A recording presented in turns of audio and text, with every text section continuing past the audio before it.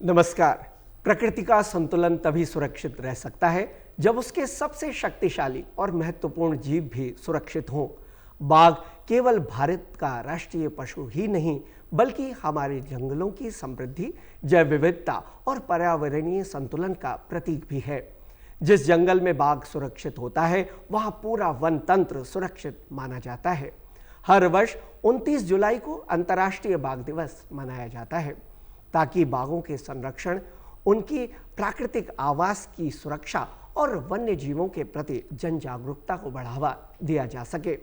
बढ़ती आबादी, जंगलों का लगातार कम होना, अवैध शिकार और मानव वन्य जीव संघर्ष आज भी बाघों के अस्तित्व के सामने बड़ी चुनौतियां हैं। ऐसे में सरकार, वन विभाग, वैज्ञानिकों और समाज के साथ साथ प्रत्येक नागरिक की भागीदारी भी अत्यंत आवश्यक है। इन्हीं महत्वपूर्ण पहलुओं पर चर्चा करने के लिए आज हमारे साथ मौजूद हैं विशेष अतिथि के रूप में नरेंद्र सिंह जी और श्री नरेश मधवाल जी। ये दोनों ही पूर्व वन सेवा अधिकारी हैं। आइए उनसे आपकी मुलाकात कराते हैं। नरेश जी, सबसे पहले हम आपसे शुरुआत करना चाहेंगे कि विश्व बाघ दिवस मनाने का उद्देश्य क्या है और इसकी शुरुआत कब हुई? पांडे जी, हमारे भारतवर्ष में एक प्रमुख वन्यजीव विशारद हुए जिनका नाम एडवर्ड प्रिटचार्ड जी था। उन्होंने सन 1905 में एक मोटा अनुमान लगाया था कि संपूर्ण विश्व में 1 लाख बाघ रहते थे उस समय, जबकि भारतवर्ष में बाघों की संख्या 40,000 थी। लेकिन दुर्भाग्यपूर्ण कहें या कुछ कहें, मानव की विध्वंस प्रवृत्ति के कारण उनकी संख्या में लगातार कमी आती रही तथा सन 1972 तक संपूर्ण विश्व में केवल 4,000 बाघ रह गए, जबकि भारत में उनकी संख्या मात्र 1827 ही रह गई थी जी। तो इसी परिवेश में 19 जुलाई 2010 के दिन रूस के विख्यात नगर सेंट पीटर्सबर्ग में रूस के तत्कालीन राष्ट्रपति व्लादिमीर पुतिन के आह्वान पर पहली बार विश्व बाघ अधिवेशन का आरंभ किया गया था। बिल्कुल। तो इसकी शुरुआत हम 29 जुलाई सन 2010 से मानते हैं और उसी दिन से प्रत्येक वर्ष 29 जुलाई को अंतर्राष्ट्रीय बाघ दिवस मनाया जाता था जी। नरेंद्र सर, हम आपसे भी जानना चाहेंगे कि रूस से जो शुरुआत हुई थी वो पूरे विश्व तक फैल गई और हम इसलिए बाघों के संरक्षण के लिए, उनकी सुरक्षा के लिए ये बाघ दिवस मनाते हैं। आप क्या कहेंगे? देखिए, जब ये रूस में जो शुरुआत हुई उसमें जो है हमारे 13 बाघ देशों ने भाग लिया था। जहाँ जहाँ पर भी बाघ है पूरी दुनिया में, 13 देश हैं ऐसे। तो उन्होंने उनका सबका प्रतिनिधित्व वहाँ पर हुआ था और क्योंकि 29 जुलाई को वो अधिवेशन समाप्त हुआ था, इसीलिए उसी दिन को ये तय किया गया कि आज से हम जो है अंतर्राष्ट्रीय बाघ दिवस मनाएंगे। और उसके बाद वहाँ पर उसी दिन तय भी ये भी किया गया था उस अधिवेशन में कि जितनी संख्या बाघों की अब है, उससे हम जो है 10 साल के अंदर उसको दुगनी कर देंगे, और ये भारत ने करके दिखा दिया है। तो इसलिए ये संरक्षण की दिशा में बहुत बड़ा कदम है जी। भारत में संरक्षण क्यों इसकी ज़रूरत ज़्यादा पड़ी और किस तरह से हम देखें कि ये महत्वपूर्ण है बाघों के लिए? कि जब ये शताब्दी बदली, यानी कहिए कि 1900 के आसपास हमारे यहाँ पर भारत में, जैसा मधवाल जी ने बताया, 40,000 बाघ थे जी।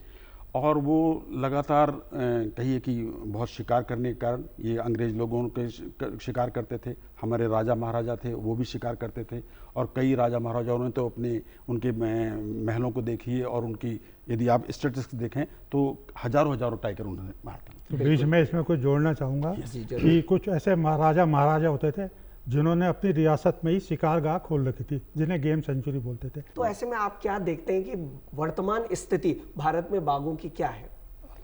देखिए, इससे मैं शुरुआत करूँगा कि सन 2006 में भारत में 1411 बाघ रह गए थे। 2010 में उनकी संख्या 1706 हो गई थी और 2014 में आश्चर्यजनक रूप से यह संख्या बढ़कर 2226 बाघों की हो गई थी।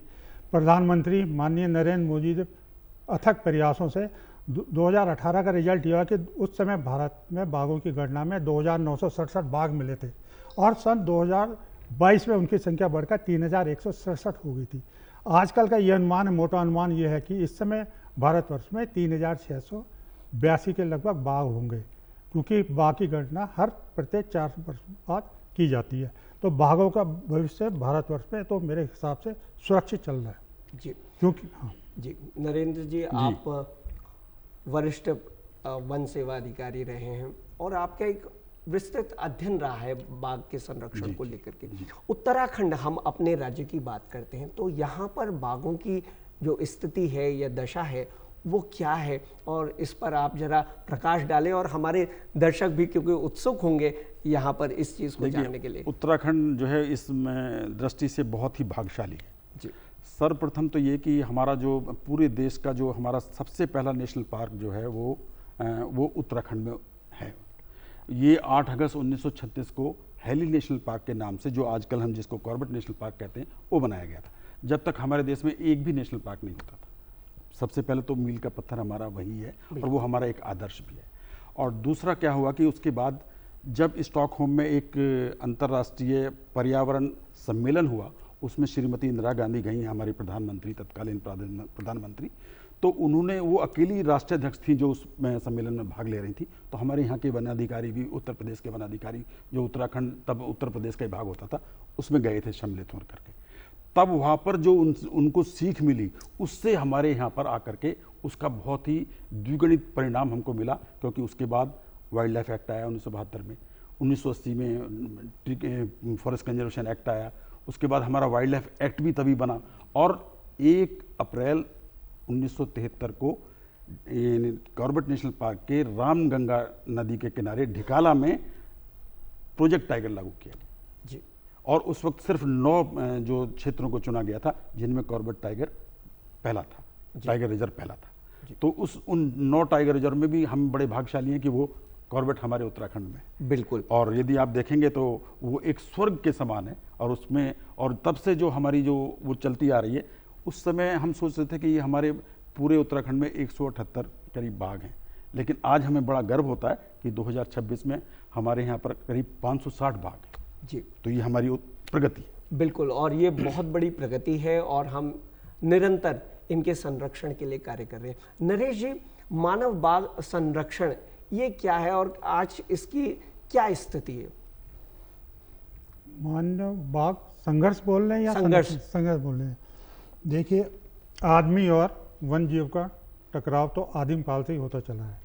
जहाँ जहाँ पर भी वन क्षेत्र होते हैं वहाँ पर बाघ तो रहता ही है किसी वन में। उसके आसपास के जो ग्रामीण जन जो होते हैं वो कभी कभी जंगल में चले जाते हैं, चारा लेने, जलौनी लेने, फल फूल लेकर करने जाते हैं। तो वहाँ पे मान लिया कोई बाघ विश्राम कर रहा, तो अकस्मात मनुष्य का उसको जो प्रदर्शन करना उचित नहीं लगता, वो आकस्मिक रूप से आक्रमण कर देता है। उसमें कभी कभार ऐसे ग्रामीण लोगों की जान भी चली जाती है। तो क्या बोलते हैं, प्रतिरोध लेने के लिए, अपना प्रतिशोध लेने के लिए वो लोग, ग्रामीण जन या चोर शिकारी, बाघ की हत्या कर देते हैं। उसके शिकार में वो जहर डाल देंगे, तो क्या बाघों की संख्या वैसे भी कम हो जाती है जी, क्योंकि उनको तो अपनी जीविका चलानी होती है। बिल्कुल। आपसे मैं जानना चाहूँगा कि मानव बाघ संघर्ष जो है उसे हम किस तरह से कम कर सकते हैं? देखिए, ये जो मानव वन्य जीव संघर्ष है, जिसमें बाघ भी सम्मिलित है, उत्तराखंड में ये एक बड़ी समस्या है। इसमें जो है क्या है कि भालू से भी टकराव होता है मानव का, तेंदुए से भी होता है, यानी जिसको गुलदार कहते हैं, हाथी से भी होता है, दूसरे जानवरों से भी होता है। और बाघ क्योंकि हमारे उत्तराखंड में तराई क्षेत्र में है, तो इसलिए यहाँ पर सिर्फ तराई वाले क्षेत्र में ही बाघ का और मानव का आमना सामना होता है। उसके कई कारण हैं। उसके एक तो ये कारण है कि जो आसपास जो गांव हैं उनका जो है, उनका चारण की व्यवस्था के कारण से वो जंगल में अंदर चले जाते हैं। वो जब बहुत अंदर चले जाते हैं तो कई बार आकस्मिक रूप से हमला हो जाता है। दूसरा क्या है कि हमारे जो सड़कें बन रही हैं उनका एक दुष्परिणाम ये है कि जंगलों का विखंडन हो रहा है। बिल्कुल। और जंगलों का विखंडन होने के कारण से जब उसमें आवागमन रहता है तब कभी जो है बाघ से या हाथी से मानव का संघर्ष होता है। तो हम इसके लिए, सरकार हमारा बहुत अच्छा काम कर रही है यहाँ पर। और उसमें क्या है कि एक तो आसपास के गांव वालों को उसको चुन करके बाघ मित्र बनाया गया है जी। दूसरा क्या किया गया है कि अभी पीछे यदि किसी की दुर्भाग्य से किसी की मृत्यु हो जाती है तो पहले जो 6 लाख का मुआवजा था, अब इस साल से 10 लाख कर दिया गया है उसको, थोड़ा कंपनसेट करने के लिए। दूसरा क्या है कि आपस में जागरूकता का, इसमें स्कूल की स्कूलों की, अभिभावकों की और वहाँ के नागरिकों की और जो हमारी सिविल सोसाइटी के लोग हैं उनकी बड़ी भूमिका है, जो लोगों को समझाएं कि कैसे हमें आवागमन करना चाहिए जंगल में, जिससे कि ये कम से कम हो। इसको शून्य नहीं किया जा सकता, लेकिन इसको मिनिमम या कम से कम किया जा न्यूनतम सकता है। स्तर पर हम किया ला सकते हैं। जी, यदि किसी ग्रामीण इलाके में बाघ दिखाई देता है जी। जब, तो लोगों को क्या आम तौर पर जो सावधानियां हैं वो क्या रखनी चाहिए? देखिए, ऐसा है कि जब बाघ जो चलता है उसके 9 साइंस ऑफ टाइगर होते हैं। जी, यानी कैसे मतलब इस इलाके में बाघ है कैसे पता चलेगा, उसके लिए है या तो उसकी दहाड़ सुनाई पड़ रही हो, या किसी ने उसको देखा हो, या किसी ने उसकी मल देखा हो, या किसी ने उसके पंजे देखे हों ज़मीन पर, या किसी ने उसकी स्मेल सूंघी हो, या किसी ने उसका जिसका उसने शिकार किया हो वो देखा हो। यदि ऐसा देखने के बाद ये पता चलता है कि इस क्षेत्र में बाघ है, तो हमें वहाँ पर कभी जो अपने बच्चों को अकेले नहीं भेजना चाहिए। बिल्कुल हैं, एक समूह में जाना चाहिए। यदि रात में जा रहे हैं तो सब डंडे के साथ जाएं और लाइट लेकर के जाएं, यानी टॉर्च वुड लेकर के जाएं, नहीं तो चीड़ के जो वो लकड़ियाँ होती हैं वो जल जाती हैं, उनको लेकर के ही हमें जंगल में प्रस्थान करना चाहिए। इस तरह से उसको कम किया जा सकता है। और दूसरा क्या है कि जो हमारी सड़कें बन रही हैं उनमें हमको ये जरूर ध्यान रखना चाहिए, यदि यहाँ पर बाघ की उपस्थिति है तो हमें बाघ से बचने के लिए क्या क्या करना चाहिए, इसका भी पहले से पहले इंतजाम हमको सुनिश्चित करना चाहिए। जी, आपने बहुत ही अच्छे तरीके से सर ये बताया है। और मैं नरेश सर से अब जानना चाहूँगा कि ग्रामीण जो लोग हैं, स्थानीय लोग हैं, वो वन्य जीव संरक्षण में किस तरह से अपनी भूमिका निभा सकते हैं? ग्रामीण जनों का जी वन्य जीव संरक्षण में अहम योगदान हो सकता है, जी क्योंकि किसी भी गांव के आसपास के जो वन क्षेत्र होते हैं वहाँ के ग्रामीण जन प्रायः वहाँ घूमते रहते हैं। उनको पता रहता है कि इस जंगल में बाघ या अन्य वन जीव कहाँ पर रहते हैं। उनको ये भी पता रहता है कि उनके गांव का कौन सा आदमी पेड़ों का अवैध रूप से कटान करता है, अथवा कौन सा वन जीवों के अंगों तथा खालों का तस्कर वहाँ जाके इनको मारने का प्रयत्न करता है। ऐसी सूचना हुए अब संबंधित विभाग अर्थात वन विभाग को समय पर दे सकते हैं। दूसरा, वे अपने गाँवों में, ग्रामीणों में वन इको टूरिज्म समिति बना करके भी अपना योगदान बाघ संरक्षण में प्रदान कर सकते हैं तथा वहाँ के ग्रामीणों तथा अन्य नागरिकों को जागरूक कर सकते हैं। जी क्योंकि मेरा ये मानना है कि किसी भी बाघ परियोजना या वन्य जीव संरक्षण कार्यक्रम तब तक सफलतापूर्वक क्रियान्वयन नहीं हो सकता जब तक कि हम स्थानीय ग्रामीणों की सार्थक भूमिका को प्राप्त कर सकें। बिल्कुल, ये बिना आपने मानवीय बहुत- जी ग्रामीण सहयोग के किसी भी तरह का संरक्षण कार्यक्रम भारतवर्ष में तो कभी भी सफल नहीं हो सकता है। जी बिल्कुल नरेंद्र सर, बाघों की जो प्राकृतिक आवास है जी जी। उसको बचाना क्यों ज़रूरी है, और ये आप इस पर अपने क्या आपके विचार हैं जो आप खुल करके हमारे सामने रखें? देखिए, बाघ जो है वो कहिए कि यूँ तो कहने के लिए तो अकेला रहता है, और केवल जब उनका संसर्ग करने की आवश्यकता हो तभी वो बाघिन के पास जाता है। जी लेकिन वो है हमारी जो भोजन श्रृंखला है उसके शीर्ष पर है। हमारी जो एनर्जी साइकिल है उसके वो शीर्ष पर है। तो इस जैव विविधता को बचाने के लिए हमें क्या करना पड़ेगा, जिस पर वो निर्भर है भोजन के लिए, हमें उनको भी बचाना पड़ेगा। जी हैं, और वो जो उसके भोज्य पदार्थ हैं, जो उसके भोज्य प्राणी हैं यानी हिरन आदि हैं, वो किस पर निर्भर होते हैं? घास पर, पत्तियों पर, जंगलों में। बिल्कुल। हैं, तो उनको भी संरक्षण आवश्यक है। तो यदि किसी जंगल में बाघ है तो यूँ मानिए बाघ की उपस्थिति से ये द्योतक होता है कि इस जंगल का स्वास्थ्य बहुत अच्छा है। जी जब इस जंगल का स्वास्थ्य तभी अच्छा होगा तब हम उसको समग्र रूप से उसका पूरा संरक्षण करेंगे, यानी उसका जो प्राकृतावास है उसका भी संरक्षण करेंगे। और जहाँ पर बाघ चलता है उस जमीन पर क्या है, उस जमीन के नीचे पानी भी है, उस जमीन के नीचे जो है मिनरल्स भी हैं। तो ये हमारा एक प्रतीक है कि जहाँ टाइगर होगा वहाँ पर जो है समृद्धि होगी, अच्छा होगा। और वहाँ पर जो है कहीं कि न केवल इसकी सौंदर्यता को देखिए टाइगर की, न केवल इसके चुंबकीय आकर्षण को देखिए, बल्कि ये जहाँ पर रहता है, जिस प्राकृतावास में रहता है, उसका भी संरक्षण उतना ही आवश्यक है जितना कि टाइगर का आवश्यक है। बिल्कुल, बहुत ही सुंदर सर ने कहा कि पांडे बाघ जी, से ही जंगल मैं है। एक जी, बात कहना चाहूँगा इसमें नरेंद्र सिंह जी के बात जोड़ते हुए, a healthy tiger represents a healthy ecosystem. बिल्कुल Yes, बिल्कुल। correct। और पर्यावरणीय तंत्र तभी विकसित है जब बाघ है और वहाँ पे बाघ ये सुरक्षित एक रहे। दूसरे से जुड़े हुए हैं। बिल्कुल। एक दूसरे के पूरक जी, है। आपसे मैं जानना चाहूंगा कि अवैध शिकार या वनों की कटाई का बाघों पर क्या असर पड़ता है, नरेश जी बताएं। पहली बात तो ये था कि पांडे जी, बाघों की संख्या पे प्रतिकूल प्रभाव इस प्रकार पड़ता है कि उनके आवास स्थल सिकुड़ते जाते हैं अथवा संकुचित होते चले जाते हैं। इससे उनके आहार जैसे तृणभोजी जानवर जैसे चीतल हो गए, हिरन हो गए, सांभर इत्यादि सूअर, इनकी संख्या में निरंतर कमी आती रहती है। इसलिए जब आहार श्रृंखला इनकी खंडित हो जाती है तो उनके भोजन न मिलने की स्थिति में वनों से निकलकर बाहर ग्रामीण क्षेत्रों या शहरी क्षेत्रों की जाते हैं। फलस्वरूप मानव बाघ संघर्ष का आरंभ हो जाता है। उनकी संख्या तो आती है, प्रतिरोध लेने के लिए मान लिया किसी ग्रामीण की किसी शेर ने भैंस मार दिया, गाय मार ली, तो उसमें क्या करेगा, अपना बदला लेने के लिए यदि उसे उचित समय पर मुआवजा न मिला तो क्या करेगा, उसकी लाश पे जहर डाल करके बाघ की हत्या कर देगा जी। इसलिए क्या जंगलों के कटान से बाघों की संख्या में निरंतर कमी तो आती जाएगी, क्योंकि उनके वासस्थल सर घटते जाएंगे, उनका आहार श्रृंखला भी खंडित हो जाएगी। बिल्कुल, इसलिए वनों का बचाना जरूरी है। बिल्कुल, और एक चुनौती भी है हमारे सामने। चुनौती, जी, अगर हम बात करें वाइल्ड लाइफ टूरिज्म की, तो क्या वाइल्ड लाइफ टूरिज्म जो पर्यटन है उससे बाघ के संरक्षण को कोई खास रूप से प्रभावित होता है या मदद मिलती है, इस पर आप क्या कहेंगे?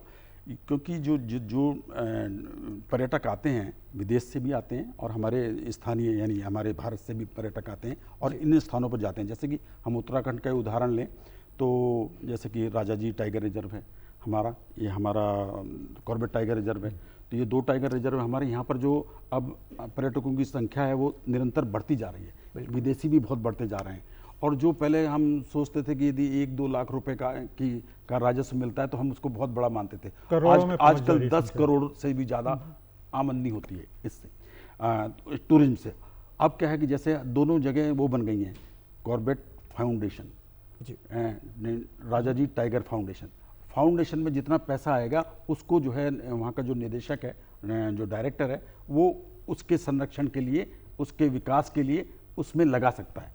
तो एक तरह से वो दोनों तरफ उसका फायदा होता है। न केवल टूरिस्ट जब आता है तो वो केवल टूरिस्ट नहीं होता, एक तो वो हमारा एम्बेसडर बन करके जाता है।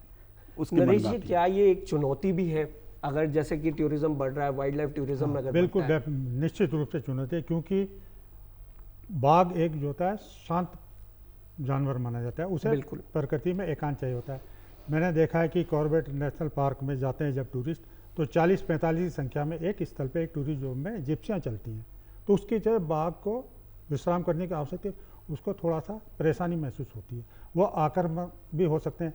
दूसरी तरफ गाड़ियों के चलने से जो धूल उड़ती है, उस पर जो सड़क के किनारे स्थित पेड़ पौधे होते हैं उनमें मिट्टी की मात्रा जम जाती है, जो कि फोटोसिंथेसिस यानी कि प्रकाश संश्लेषण पर प्रतिकूल प्रभाव देती है। दूसरी आय कि अशांत क्षेत्र हो जाता है। बिल्कुल, बाघ शांत जीवन व्यतीत करने वाला वन्य जीव है, उसको किसी भी प्रकार का प्रतिरोध अवरोध नहीं चाहिए होता है जी, इसलिए चुनौती भी है। बिल्कुल चुनौती भी है, हमें और संख्या को भी नियंत्रित करना चाहिए। बिल्कुल, और हमें जन जागरूकता के माध्यम से ही हम इन चीज़ों पर बहुत अच्छा एक मैसेज भी दे सकते हैं। मैं इसमें ये जोड़ता हूँ कि अभी हमारे जो जितने भी ये क्षेत्र हैं हमारे टाइगर रिजर्व्स हैं, उसमें बहुत उनकी जो हमारे जो NTCA है केंद्र में, उसकी गाइडलाइंस आती रहती हैं। अब उनको किया गया है कि जो हमारे नेचर गाइड्स हैं जो टूरिस्ट को ले जाते हैं, वो एक तरह से हमारे जो है उस क्षेत्र के जो है एक तरह से एम्बेसडर होते हैं। वो उनको गाइड करते हैं टूरिस्ट को कैसे व्यवहार करना चाहिए, कैसी ड्रेस पहननी चाहिए, कैसे जंगल में जाना चाहिए, नीचे नहीं उतरना चाहिए, उनको जो है बहुत शोर नहीं मचाना चाहिए, और बहुत अधिक संख्या में उनको रेगुलेट करते हैं, उनकी संख्या को रेगुलेट किया जाता है। और फिर उसके बाद क्या है कि ये 15 जून को ये जितनी भी टाइगर रिजर्व्स हैं ये बंद हो जाते हैं, उसके बाद 15 नवंबर को खुलते हैं जी। ये संपूर्ण भारत तो ये प्रक्रिया तो वो 4-5 महीने के लिए उनको सब एनिमल्स को रेस्ट मिलता है, और उसी टाइम में उनका प्रजनन काल भी होता है, चिड़ियों का भी होता है, इनका भी होता है। तो इस तरह से एक पूरी व्यवस्था, प्रकृति की व्यवस्था जो है वो संतुलित हो जाती है, और फिर दोबारा से पर्यटन जब चलता है तो फिर, लेकिन हमें इस पर थोड़ा सा बात सही है कि हमें जो है इस पर थोड़ा सा ये चुनौती है और हमें इस पर अंकुश लगाने की आवश्यकता है। बिल्कुल, नई तकनीक की अगर हम बात करते हैं, ड्रोन के माध्यम से, कैमरों के माध्यम से, GPS के माध्यम से बाघ के संरक्षण में क्या ये मदद कर हाँ, बिल्कुल, ये बहुत इवन आर्टिफिशियल इंटेलिजेंस का भी उपयोग किया जा रहा है जी। इसके संरक्षण के लिए, हाथी संरक्षण के लिए तो कई रिजर्व्स ने अपना जो है एक मॉडल ही बना दिया है कि कैसे कैसे यदि ट्रेन जा रही है तो कैसे उसका संरक्षण करेंगे। इसी तरह से जो हमारा जो कैमरा ट्रैप्स हैं डिजिटल उसको, क्योंकि आजकल जो गणना की जाती है टाइगर्स की वो भी जो है हम नई तकनीक से करते हैं। बिल्कुल। उनके फोटोग्राफ लेते हैं और जो उनकी धारियाँ होती हैं टाइगर की, किसी दो टाइगर की धारियाँ जो है एक सी नहीं होती, अलग अलग होती हैं। तो उनको सबके फ़ोटो ले लेते हैं और सबके फ़ोटो अलग, मतलब पूरे क्षेत्र को, जैसे मतलब कॉर्बेट है या हमें कोई जंगल है उसको हम ग्रीडिंग कर देते हैं, कहाँ कहाँ से टाइगर ज़्यादा निकलते हैं वहीं पर हम कैमरा लगाते हैं, कैमरा ट्रैप्स। वो अपने आप फ़ोटो लेता है और फोटो लेकर के उन फोटो को सब आकर के लैब में हम उनका मिलान करते हैं और हमको एग्जैक्ट संख्या का भी पता चल जाता है कि लगभग इतने टाइगर हैं।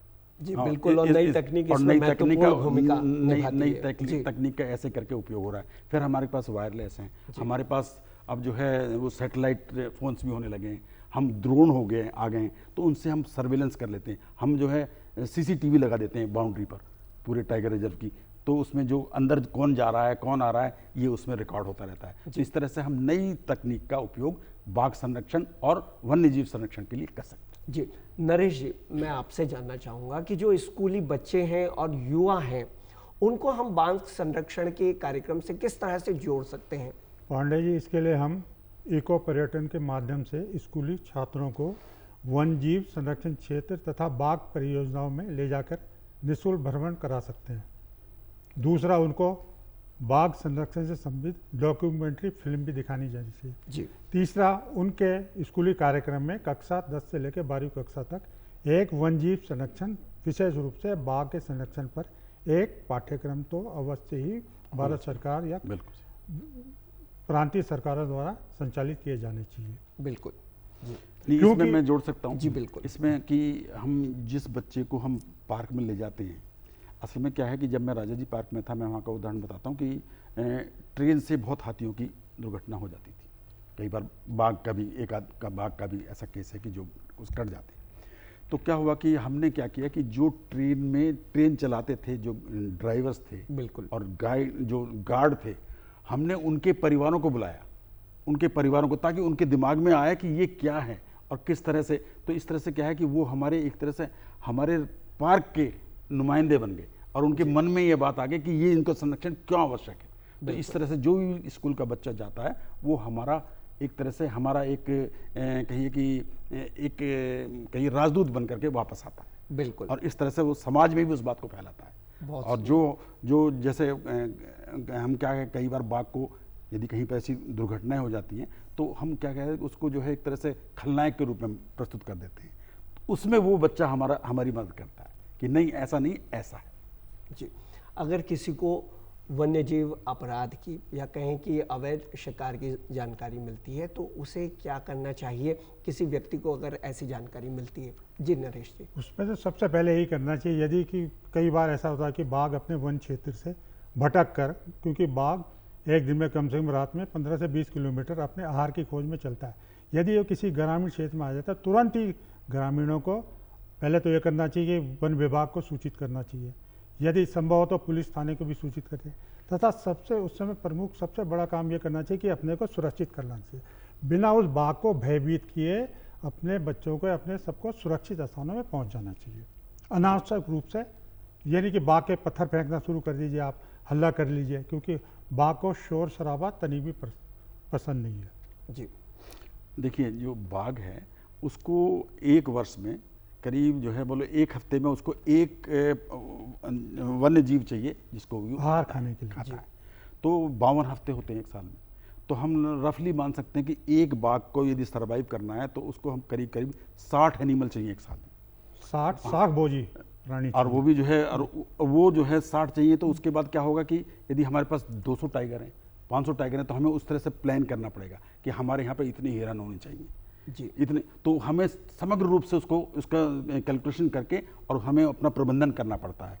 तो इस तरह से यदि वो यदि इस तरह से उनको यदि मतलब गांव ग्रामीणों से यदि उनका कोई मेल होता है, यदि कोई संघर्ष की बात आती है, तो हमें ये ध्यान रखना पड़ेगा कि जंगल में ही उनके भोज्य पदार्थ वहाँ मिल रहे हैं, वो उनको बाहर ना जाना पड़े। क्या होता है कि एक टाइगर जब युवा होता है तो वो जंगल की कोर में रहता है, जी। और जैसे ही वो बूढ़ा होना प्रारंभ होता है तो वो किनारे किनारे वाले उसमें, क्योंकि युवा जो टाइगर हैं वो उनको धकेल करके पीछे कर देते हैं और वो किनारे किनारे, उनको कहते हैं हम इकोटोन एरियाज।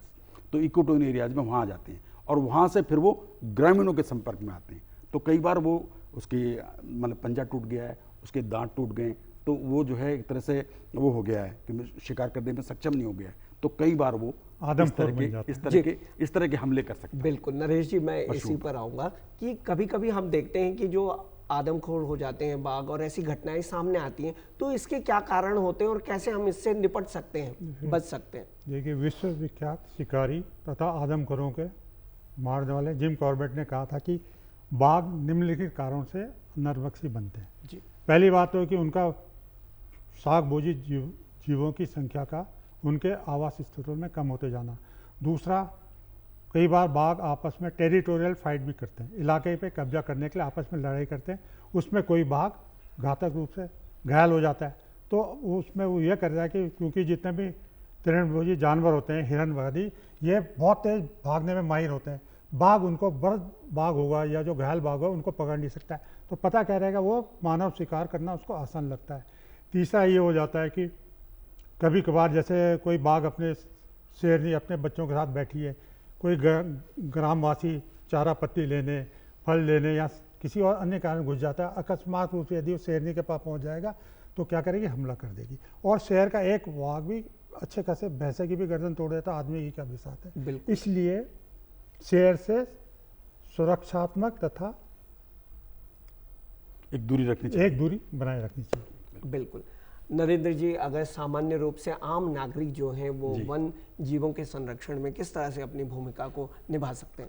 हर नागरिक जो है वो एक तरह से यूँ कहो कि वनविद है, फॉरेस्टर है, फॉरेस्ट गार्ड है, बिल्कुल जो भी नागरिक है उसको वैसी भूमिका अदा करनी चाहिए। क्योंकि और विशेषकर ऐसे राज्यों में जहाँ पर कि वन क्षेत्र बहुत ज़्यादा है, जहाँ पर वन्य जीव बहुत ज़्यादा हैं, तो वहाँ पर अपनी भूमिका ये है, यदि आप कहीं पर भी देखें कि कोई भी गलत काम हो रहा है, अवैध पातन हो रहा है, अवैध शिकार हो रहा है, या कोई अनावश्यक लोग अंदर घूम रहे हैं शिकारी जैसे, तो उनकी सूचना तुरंत ही अपने आसपास पड़ोस वाले फॉरेस्ट गार्ड को देनी चाहिए। इसी तरह से, या आजकल तो मोबाइल हो गए हैं, फोन हो गए हैं, उनके फोटो भी खींच सकते हैं, उनका फोटो भी खींच सकते हैं, उनको जो है सूचना तुरंत के तुरंत दे सकते हैं। जो पहले ये बहुत मुश्किल काम होता था, आजकल ये बहुत सुगम है। और इस तरह से आप देख रहे हैं कि इस तरह की पोचिंग की जो समस्या है वो उतनी ज़्यादा नहीं रह गई हैं जितनी पहले हुआ करती। जी, हम देखते हैं अगर किसी ऐसी अप्रिय घटना की सूचना मिलती है और बाघ द्वारा हमला किया जाता है, तो ऐसे में वन विभाग जो है उसकी क्या भूमिका रहती है और किस तरह से वो इन मामलों से निपटता है? उसमें क्या होता है कि जैसे ही कोई ऐसी सूचना मिलती है कि तुरंत सबसे पहले जो रेंज अधिकारी है या हमारे जो लोअर स्टाफ है वो तुरंत मौके पर पहुंचता है और मौके पर पहुंच करके आकलन करके उसका क्या कारण है, किस तरह से हुआ है, उसके स्टॉक लेता है उस सिचुएशन का, और उसके बाद उसकी सूचना ऊपर अपने हायर अधिकारी को देता है। और ये आपको जान करके बड़ा मतलब अच्छा होगा कि ऐसा एक सिस्टम बन गया है कि न केवल अपने राज्य के प्रमुख को सूचना देनी पड़ती है, राज्य के जो हमारा जो चीफ आइलैंड वार्डन है उसको सूचना देनी पड़ती है, बल्कि चीफ आइलैंड वार्डन को तुरंत ही विद इन आवर उसकी सूचना जो है NTCA को यानी दिल्ली में भेजनी पड़ती है। तो इस तरह से एक पूरा सिस्टम बना हुआ है।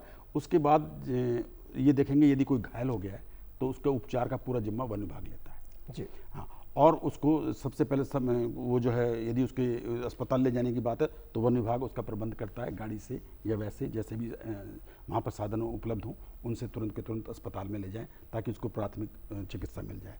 उसको कुछ पैसे की आवश्यकता है तो वो भी उनको दिया जाता है। घायलों के लिए मुआवजा अलग दिया जाता है, और यदि बाई दी भगवान ना करे कि ऐसा कभी हो, यदि किसी की मृत्यु हो जाती है तो उसके लिए 10 लाख रुपए तक मुआवजा दिया जाता है। जी नरेश जी, अंतर्राष्ट्रीय बाघ दिवस के अवसर पर आपके जो सुझाव हैं हमारे दर्शकों के लिए वो क्या है? मेरे आम सुझाव तो ये है जनाब कि पहले तो मैं बता दूं कि बाघ या वनों का संरक्षण क्यों करना चाहिए। जी, सबसे पहली बात है कि हमारे मानव जीवन के लिए सबसे आवश्यक प्राकृतिक तत्व जो है ऑक्सीजन है। वन इसके अक्षय भंडार हैं। यदि हमें स्वच्छ ऑक्सीजन नहीं मिलेगी तो हमारा जीवन बीमारियों से घिर जाएगा। दूसरा यह है कि ऋग्वेद में कहा गया है कि वनम रक्षिता व्याघ्रम व्याघ्र रक्षति काननम, अर्थात वन बाघों की रक्षा करते हैं तथा बाघ ही वनों की रक्षा करते हैं। दोनों एक दूसरे के क्या है, पर्यायवाची है, पूरक है। यदि हम किसी वन क्षेत्र में मात्र बाघ का संरक्षण कर दें तो उसको, क्योंकि बाघ जो होती है किसी भी जंगल की खाद्य श्रृंखला के शीर्ष पिरामिड बिंदु पर आसीन रहता है, यदि हम एकमात्र बाघ का संरक्षण कर लें तो उस वन क्षेत्र के समस्त वनस्पतियों तथा वन जीवों का स्वतः ही संरक्षण हो जाएगा। यदि बाघ का संरक्षण हो जाएगा जनाब तो क्या रहेगा, मानव जीव भी सुरक्षित रहेगा। हम मनुष्यों को अपने मानव जीवन को भविष्य के लिए बचाने हेतु ही बाघों तथा वन जीवों का संरक्षण करना परम आवश्यक हो गया है। जी, ये मेरा संदेश है। जी, आप दोनों ही इस कार्यक्रम में आए और इतनी सुंदर चर्चा अंतर्राष्ट्रीय बाघ दिवस के अवसर पर आपने हमारे साथ में की, इसके लिए आप दोनों का बहुत बहुत धन्यवाद। आपका धन्यवाद, बहुत बहुत धन्यवाद, बहुत बहुत धन्यवाद। तो दर्शकों, अंतर्राष्ट्रीय बाघ दिवस केवल एक दिवस मनाने का अवसर नहीं है, बल्कि यह प्रकृति के संरक्षण और आने वाली पीढ़ियों के लिए समृद्ध पर्यावरण सुनिश्चित करने का सामूहिक संकल्प है। बाघों का संरक्षण एक वन्य जीव को बचाने का प्रयास नहीं, बल्कि हमारी नदियों, जंगलों, जैव विविधता और आने वाली पीढ़ियों के सुरक्षित भविष्य की रक्षा का संकल्प है। यदि हमारी जंगल सुरक्षित रहेंगे तो बाघ भी सुरक्षित रहेंगे, और जब बाघ सुरक्षित होंगे तब प्रकृति का संतुलन भी बना रहेगा। अब हम आपसे लेते हैं विदा। नमस्कार।